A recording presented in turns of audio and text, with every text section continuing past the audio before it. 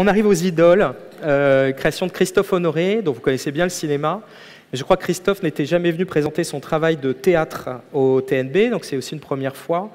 Il a monté Angelo Tyran de Padoue ces dernières années, Nouveau Roman, qui parlait de tous ces auteurs réunis par Jérôme Lindon autour du Nouveau Roman, avec des spectacles qui travaillent à la fois sur le fragment.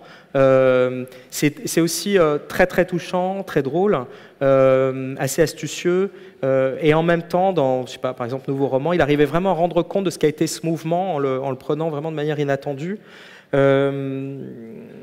Là, en fait, il s'attaque à un sujet magnifique, donc il appelait les idoles, autour de 6 artistes morts du sida, qu'il aurait aimé connaître et qu'il n'a pas connu. Jean-Luc Lagarce, Bernard-Marie Coltès, Hervé Guibert, Serge Danet, Cyril Collard et Jacques Demy. Ils ont en commun une époque, la France des années Mitterrand, et puis le sida. Des artistes évidemment partis trop vite, sans transmettre. Et le spectacle tente de répondre à une question que moi je me pose aussi parfois.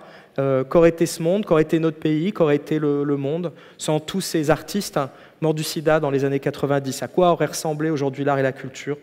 Il avait envie de travailler sur leurs œuvres, sur leur vie, sur la façon dont ils avaient eu chacun de traverser cette maladie.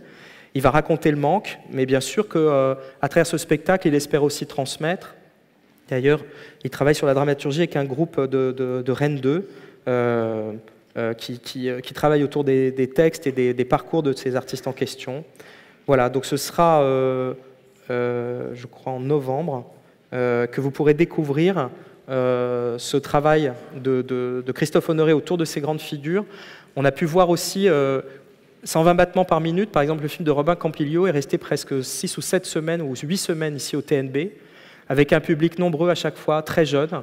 Et je pense qu'il y a eu une prise de conscience, la découverte d'un monde qu'eux n'ont pas vécu, mais que voilà, moi ou la génération de Christophe avons connu. C'est la mort de tous ces artistes, et pas que, dans ces années terrifiantes. Et je pense que le sida, ce que ça a produit, mais aussi les luttes que ça a générées, ont frappé vraiment une nouvelle génération. Et je pense que dans la démarche de Christophe, il y a l'envie de témoigner, de transmettre quelque chose par rapport à ce moment-là. Venez avec des jeunes voir ce spectacle. Les idoles.